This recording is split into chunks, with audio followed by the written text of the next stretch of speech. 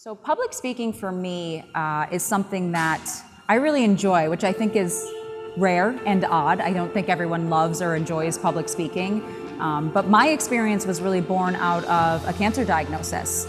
I was diagnosed with cancer when I was just 20 years old, and I started speaking out about my experience, and I had so many opportunities to share my story that it really helped mold me into the public speaker that I am today. Well, at the age of 20, I'm 24 now, I was diagnosed with stage 2 melanoma on my abdomen.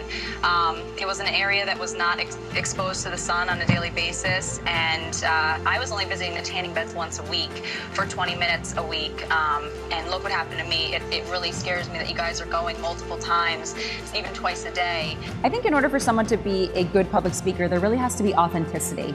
And you can see when someone gets up on stage whether or not they're comfortable, whether or not they know the topic that they're talking about. And so I think public speaking is a very rare skill that really you have to practice, and you have to know your craft, and you have to know what you're talking about. Tonight is about connecting you. So after this fashion show, you're going to shop, and then you're going to connect with one another, because this is what it's about. It's about supporting other women in business. Never in a million years thought I was going to be getting a cancer diagnosis at the age of 20.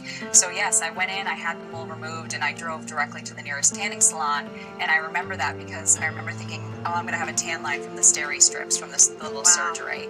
So my mentality was anything but logical. It was the typical, I'm indestructible teenage girl mentality. For years, I've really enjoyed talking about my experience with cancer, but now I really enjoy talking about marketing, public relations, social media. The key with PR is that you have to do something that sets you apart. It doesn't have to be something boring and mundane. So a lot of people, when they think of PR, they think of drafting a press release and just sending it out to the media.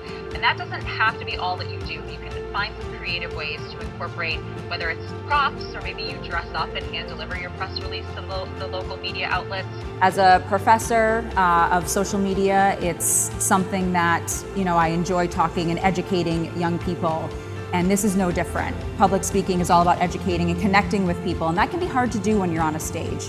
But I think it's such an important skill set that every business professional needs to know. So when we're talking about PR, just to reiterate, it's not guaranteed. So we're writing up a press release, we're crafting a really creative pitch, we're sending it out to the news, but ultimately they get to decide whether or not they're going to run that story. So for me, public speaking has never really been too much of a challenge. It was when I first started, but with practice and repetition and doing it over and over again, you become more comfortable on stage. And I think for me, the most rewarding part of public speaking is not during the speech itself, but afterwards, when people come up to you and you have that ability to connect with them and make a relationship depending on what you were talking about.